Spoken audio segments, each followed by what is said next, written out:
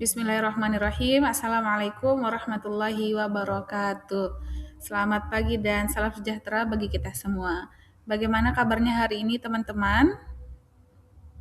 Alhamdulillah, semoga semuanya dalam keadaan sehat dan baik-baik saja.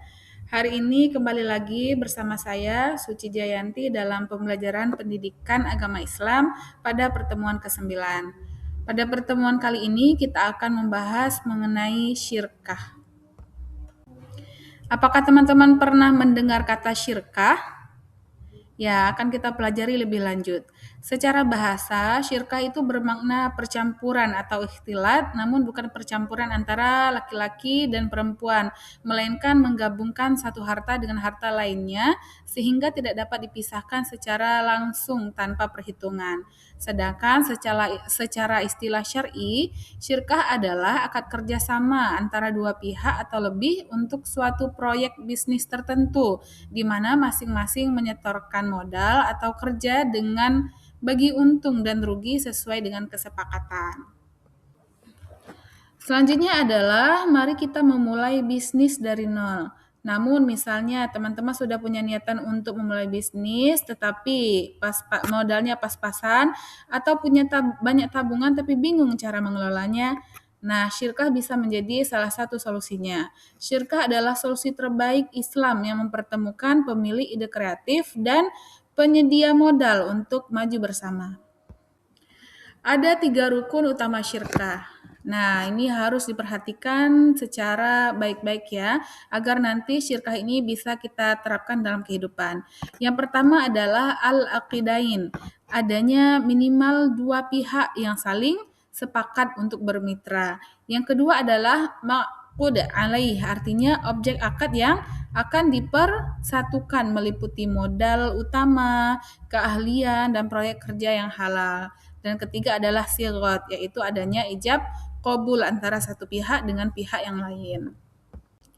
Berikut ada syarat penting syirkah. Yang pertama adalah modalnya jelas dan real. Artinya modalnya bisa terlihat gitu ya secara nyata. Yang kedua adalah proporsi rugi adil.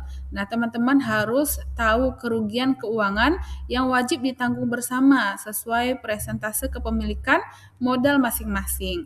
Yang ketiga adalah sistem nisbah untung.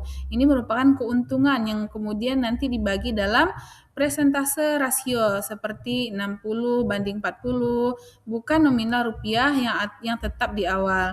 Dan terakhir adalah tanggung jawabnya jelas mengenai peran operasional harus disepakati. Apakah nanti dikelola salah satu atau seluruh anggota dari kongsi tersebut. Ada 2 syirkah yang paling populer, yaitu yang pertama adalah mudharabah, di mana satu pihak bertindak sebagai pemilik modal penuh atau 100%, sedangkan pihak lain murni hanya mengelola usaha, sehingga nanti keuntungan dibagi sesuai dengan kesepakatan rasio nisbah. Yang kedua adalah syirkah musyarakah, yakni kedua belah pihak saling menyetorkan modal finansial sekaligus nanti bekerja sama untuk mengelola operasional bisnis bersama-sama secara proporsional. Dalam Islam ada yang membedakan antara istilah bunga dan bagi hasil. Kalau bunga artinya itu mengandung riba, sedangkan bagi hasil sesuai dengan aturan syariat. Mengapa bunga bank dinilai riba, sedangkan bagi hasil dalam syirkah dinilai halal dan adil? Nah, akan kita pelajari lebih lanjut. Bunga bank itu menjamin keuntungan bagi pemilik dana tanpa peduli nasib bisnisnya ya. Sedangkan bagi hasil syirkah berkomitmen untung bersama, rugi juga ditanggung secara bersama. Berikut alur untuk memulai syirkah. Ada 4 langkah syariat yang aman yang teman-teman bisa lakukan di kemudian hari.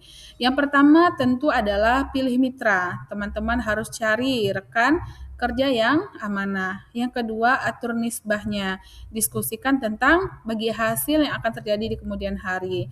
Yang ketiga adalah tulis akadnya sebagaimana dalam Quran surah Al-Baqarah ayat 282. Dan terakhir adalah teman-teman mulai mengaplikasikan atau menjalankan syirkah tersebut.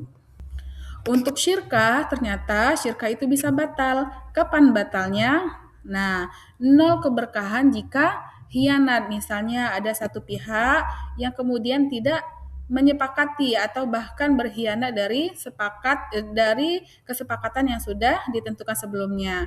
Nah, alasan pembatalan akad, ini akad syirkah otomatis batal demi syariat apabila salah satu pihak mengundurkan diri, meninggal dunia, kehilangan akal atau gila secara permanen, atau terbukti mengkhianati amanah kemitraan dengan memanipulasi keuangan. Di abad modern ini, teman-teman kita bisa temui ada namanya koperasi syariah. Ini merupakan kemitraan yang berasas kekeluargaan dengan modal bersama anggota. Nah, kemudian sisa hasil usaha atau SHU dibagikan adil berdasarkan peran partisipasi masing-masing anggota koperasi.